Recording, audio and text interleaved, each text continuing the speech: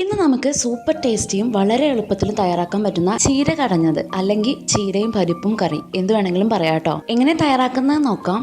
അതിനായിട്ട് ഒരു കപ്പ് പരിപ്പ് ഞാൻ നന്നായി കഴുകി എടുത്തിട്ടുണ്ട്. അതിലേക്ക് ഒരു ചെറിയ കഷ്ണം സവോള, 3 പച്ചമുളക്, 1/4 ടീസ്പൂൺ മഞ്ഞൾപ്പൊടി, ആവശ്യത്തിന് ഉപ്പും 1 കപ്പും വെള്ളവും കൂടി ഒഴിച്ചിട്ട് നന്നായി വേവിച്ചെടുക്കണം. ഞാനിവിടെ ചുവന്ന ചീരയാണ് കേട്ടോ എടുത്തിട്ടുള്ളത്. നിങ്ങൾക്ക് പച്ച ചീരയോ ഏത് ചീര വേണമെങ്കിലും യൂസ് ചെയ്യാം. ഇനി വേറൊരു കടായിൽ 2 ടീസ്പൂൺ വെളിച്ചെണ്ണ ഒഴിച്ചിട്ടുണ്ട്. അതിലേക്ക് 1/4 ടീസ്പൂൺ കടുകും 1/4 ടീസ്പൂൺ ഉഴുന്നും 1 ടീസ്പൂൺ ചെറിയ ജീരകവും കൂടി ഇട്ടിട്ട് നന്നായിട്ടൊന്ന് മൂപ്പിച്ചെടുക്കും. ഇനി ഇതിലേക്ക് ഒരു പകുതി സവോള, കുറച്ച് വെളുത്തുള്ളി, 3 വറ്റൽമുളകും കൂടി ഇട്ടിട്ട് നന്നായിട്ടൊന്ന് മൂപ്പിച്ചെടുക്കുന്നുണ്ട്. അതിലേക്ക് ചീര കൂടി ചേർത്ത് കൊടുത്ത് ഒരു പകുതി വേവാവുന്നത് വരെ ഒന്ന് മിക്സ് ചെയ്ത് കൊടുത്തു.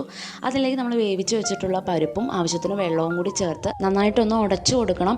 ഉടഞ്ഞു വരുന്നത് വരെ ഇതുപോലെ നന്നായിട്ടൊന്ന് മിക്സ് ചെയ്ത് കൊടുക്കുക.